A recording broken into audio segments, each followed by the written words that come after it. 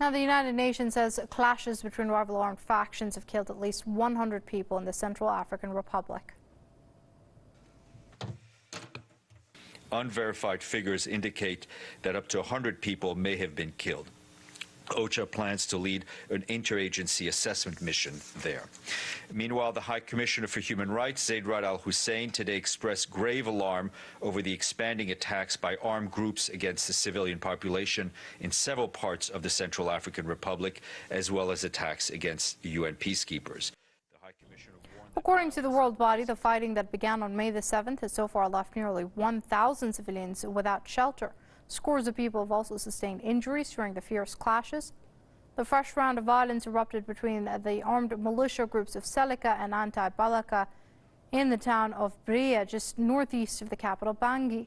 The impoverished African country plunged into chaos in 2013 when the anti-Balaka militia began coordinated attacks against the Seleka group. Let's speak to Tony Gosling. He's an investigative journalist and he joins us via Skype from Bristol. Many thanks for joining us here on Press TV, Mr. Gosling. Now, it seems that the situation in the Central African Republic is no longer a priority for the mainstream media, or even the international community, so to speak. Why do you think that is so? Well, it's good the UN are speaking out about what's happening there.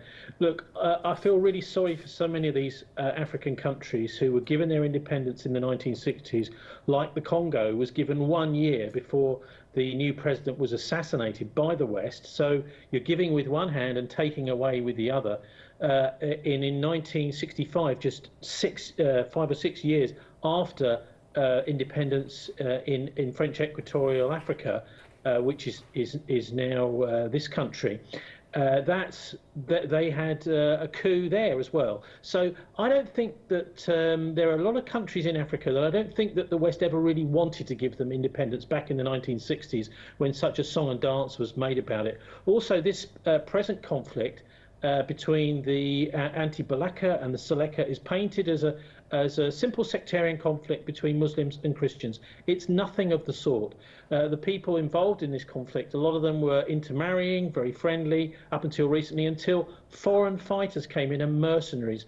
In fact, the group responsible, this time it looks like the anti-Balaka group, some even say that they have been financed by the diamond smugglers in order to cause disruption. And it's a real shame what's happening in that country. Looking at the president Tadera, who's the latest president, he was educated by this strange organization funded by the Americans called the EUSLID consortium. This is the Americans have kind of brought him to power, really. He's their protege, and yet they have outstanding and incredible amounts of corruption right up to this day. So you do have to ask, I mean, is it just still a colonial controlled country? Because from the military point of view, many people don't realize that whole areas of Africa, like this country, are controlled really militarily from Stuttgart in Germany, which is AFRICOM,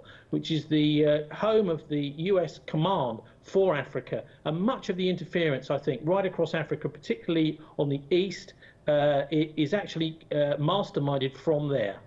Right, but Mr. Gosling, there have been many critics of interventionist policies when it comes to Africa in the past as well. And then there was that all-important slogan of African solutions for African problems. But is Africa ready to take that role to solve its own problems? Is it capable?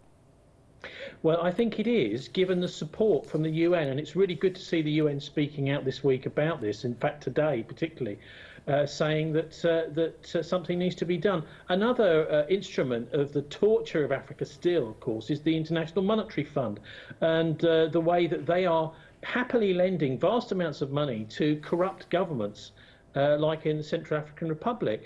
But I think we have to just make sure, through the United Nations mainly, and this is, I think, are the most useful, because they've got their peacekeeping force in there, to listen to what they say and to be guided by them.